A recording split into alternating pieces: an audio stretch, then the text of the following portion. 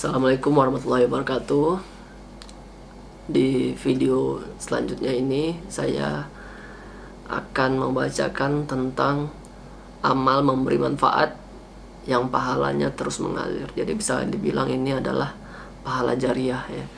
Jadi kita nggak bersusah payah lagi untuk mencari pahala, karena pahala-pahala jariah ini kalau teman-teman ketahui akan sangat berguna untuk kita nanti di akhirat gitu ya.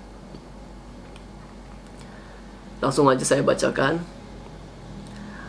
Di sini menceritakan tentang pahala memberi buka puasa.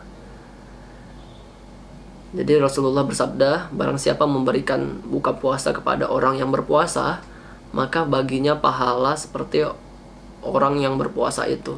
Hal itu tidak mengurangi pahala orang yang berpuasa sedikit pun. Hadis riwayat Ahmad. Nah, ilustrasinya di sini saya ceritakan. Jika Anda memberi buka puasa dalam sehari kepada 5 orang, maka akan dicatat untuk Anda pahala 5 hari puasa. Jika Anda memberikan buka puasa kepada 100 orang yang berpuasa dalam setahun, maka Anda seolah berpuasa selama 100 hari. Saya ulangi. Jika Anda memberikan buka puasa kepada 100 orang yang berpuasa dalam setahun, maka Anda seolah berpuasa selama 100 hari dalam setahun itu ya. Dalam hidup, belum tentu Anda bisa berpuasa 100 hari dalam setahun. Nah, jadi kalau kita dalam sehari memberi makan orang yang berbuka puasa 100, maka kita akan seolah berpuasa selama 100 hari dalam setahun itu. Karena kita belum tentu bisa berpuasa ya dalam 100 hari dalam setahun, dengan banyaknya kegiatan-kegiatan kita yang mungkin sangat menguras tenaga ya. Jika Anda memberi buka puasa lebih dari itu, maka bisa jadi Anda akan mendapat pahala seperti puasa sepanjang hidup. Luar biasa ya teman-teman, pahala dari berbuka puasa, pahala dari memberi makan orang yang berbuka puasa gitu. Jadi kalau ada yang orang mau berbuka puasa, lekas aja gitu memberikan minimal air putih aja, ini jelas dikasih, dihidangkan di depannya gitu. Nah itu kita dapat gitu. Apalagi kalau kita memberikan makanan yang mengenyangkannya gitu ya, jadi daging, jadi darah daging gitu ya, terus mengalir ke tubuhnya, itu menjadi pahala jariah teman-teman. Jadi jangan sia-siakan orang yang berpuasa, lekas aja memberikan makanan untuk dia berbuka. Seperti itu teman-teman. Hanya dengan memberikan infak yang tidak seberapa, Anda bisa mendapatkan pahala yang begitu melimpah. Apakah Anda tidak merindukan pahala seperti pahala puasa Nabi Daud? Ya. Padahal Anda bisa mendapatkannya dengan memberikan makanan kepada 180 orang yang puasa, seolah Anda telah berpuasa selama 180 hari, sama seperti puasanya Nabi Daud. Dengan memberi buka puasa, Anda seperti telah ikut berpuasa tanpa mengurangi pahala dari orang yang berpuasa tersebut. Gitu teman-teman.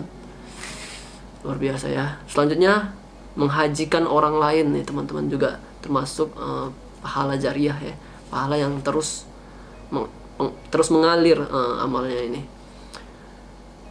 Selain berhaji sendiri, ada cara lain jika Anda ingin menambah jumlah ibadah haji tanpa harus pergi ke tanah suci. Caranya, berikanlah biaya haji kepada seorang muslim yang sungguh-sungguh ingin menunaikan haji sedangkan dia tak memiliki biaya. Seorang ulama besar berhaji setiap tahun dan pada waktu bersamaan.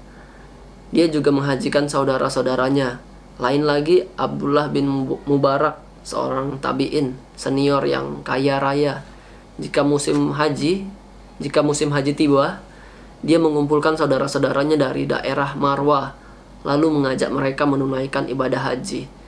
Mereka keluar melewati Baghdad.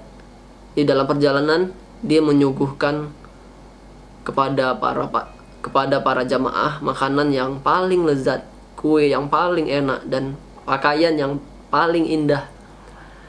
Dalam riwayat Abu Umamah Al-Bahili, Rasulullah bersabda, 4 amalan yang pahalanya terus mengalir walaupun seorang sudah meninggal, yaitu orang yang meninggal ketika berjaga-jaga di jalan Allah, orang yang mengajarkan ilmu kemudian pahalanya mengalir karena diamalkan. Nah, ini juga seperti saya yang saya belajar, teman-teman belajar. Apabila teman-teman mengamalkan setiap yang saya ceritakan ini, saya juga mendapatkan pahala jariah.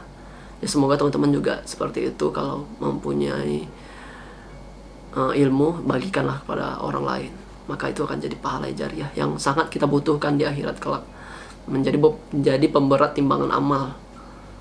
Itu yang benar-benar kita butuhkan ya teman-teman, karena kita sadari kita banyaknya dosa yang kita kerjakan, banyaknya kelalaian yang kita lalui ya, banyaknya kita lalai dalam mengingat Allah. Orang yang bersedekah suatu harta, lalu pahalanya mengalir selama harta itu masih dimanfaatkan. Dan orang yang meninggalkan seorang anak soleh yang selalu mendoakannya. Nah gitu, anak yang soleh juga termasuk pahala yang terus mengalir karena dia terus melakukan amal soleh. Karena ibunya yang mengajarkannya atau yang membesarkannya juga. Nah itu mengalir pahala jariah ya.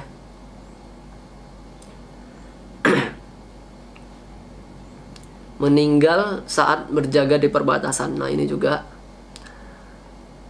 sabda Rasulullah, dan barang siapa yang meninggal pada saat berjaga-jaga, pahalanya mengalir untuknya seperti pahala semasa ia hidup. Rezeki akan terus mengalir kepadanya dan terhindar dari fitnah. Nah, maksudnya berjaga-jaga ini atau ribat ya. Ribat itu adalah menempati suatu tempat yang terletak di antara wilayah muslim dan non-muslim untuk berjaga-jaga dari serangan musuh. Nah itu maksudnya berjaga-jaga adalah berjaga-jaga dari serangan musuh. Berjaga-jaga seperti ini merupakan amalan besar, termasuk jika seorang meninggal sebagai resiko berjaga-jaga itu sendiri. Nah itu teman-teman, mungkin ini nggak ada untuk saat ini ya, karena kita bukan di daerah perang. Tentu saja berjaga-jaga di perbatasan itu sesuai kebutuhan dan perintah dari komandan kaum muslimin. Sebab untuk mengetahui di perbatasan mana yang perlu dijaga atau tidak, semua itu membutuhkan kejelasan dari komandan keamanan. Di masa Rasulullah pun urusan ribat atau berjaga-jaga ini diatur ya, sehingga seorang penjaga mengetahui giliran berjaganya. Itu teman-teman.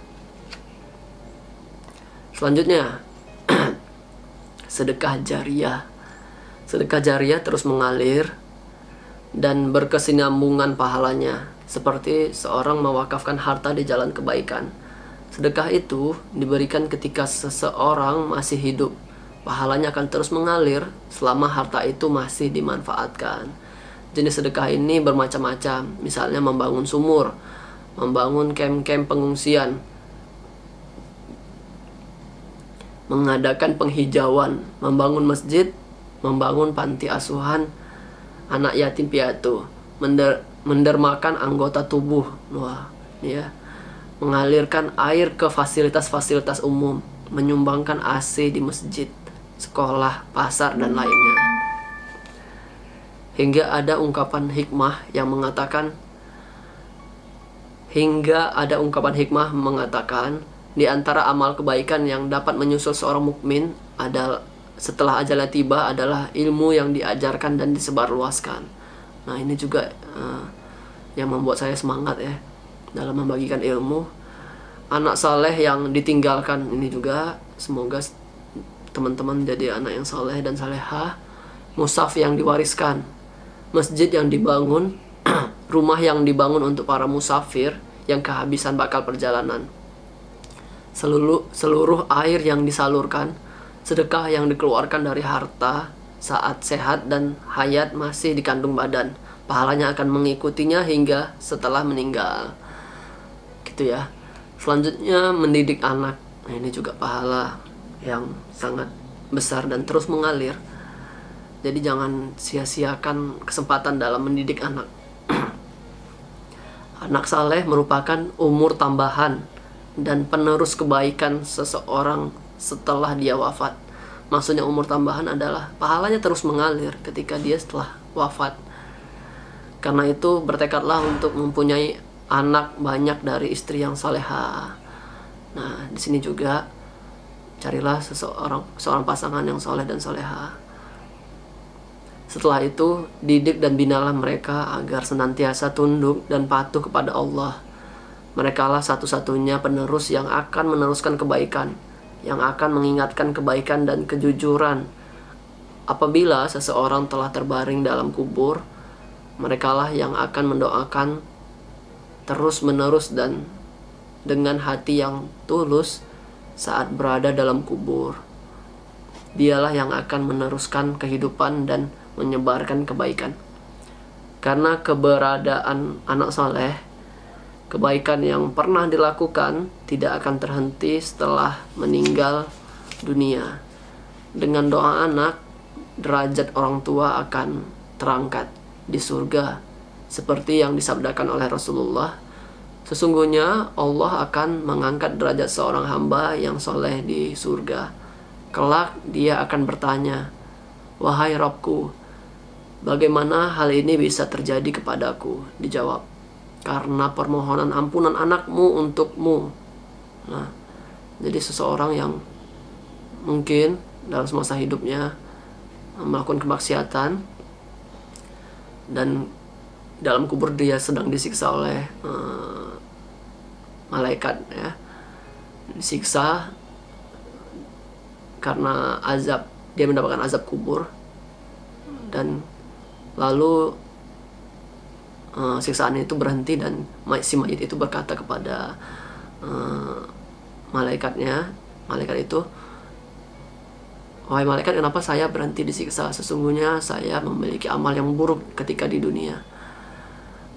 Kata malaikat itu, "Wahai mayit, bagaimana aku bisa menghukummu sedangkan anakmu terus beristighfar dan memohonkan ampunan untukmu," gitu.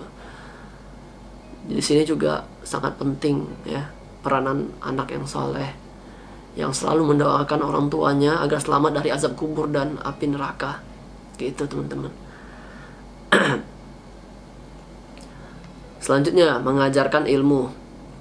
Mengajarkan ilmu bisa dilakukan dengan aneka cara. Misalnya menyebarluaskan ilmu, menulis buku dan berdakwah di tengah umat. Nah, ini juga, ya.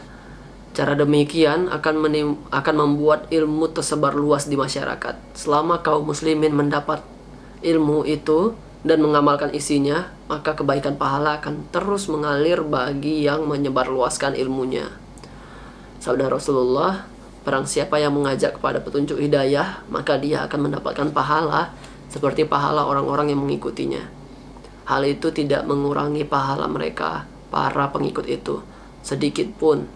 Dan barang siapa mengajak kepada kesesatan, maka dia akan mendapatkan dosa sebanyak dosa-dosa orang yang mengikutinya.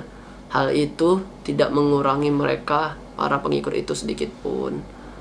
Gitu teman-teman. Jadi penting untuk mengajarkan ilmu juga. Ya, sekian video kali ini, semoga banyak bermanfaat buat teman-teman. Video kali ini bukan video yang hiburan, tapi mudah-mudahan video kali ini dapat bermanfaat untuk kita yang selalu ingin memperbaiki diri, gitu teman-teman. Jadi sebarkan, jangan lupa untuk share video-video ini apabila bermanfaat buat teman-teman. Bagikan juga buat orang lain agar mendapatkan manfaatnya, sehingga pahala jariah juga teman-teman dapatkan dari orang-orang yang mendengarkan video-video ini, gitu. Sekian video kali ini. Jangan lupa like dan subscribe apabila bermanfaat. Jangan lupa juga klik loncengnya agar tidak ketinggalan video-video selanjutnya. Assalamualaikum warahmatullahi wabarakatuh.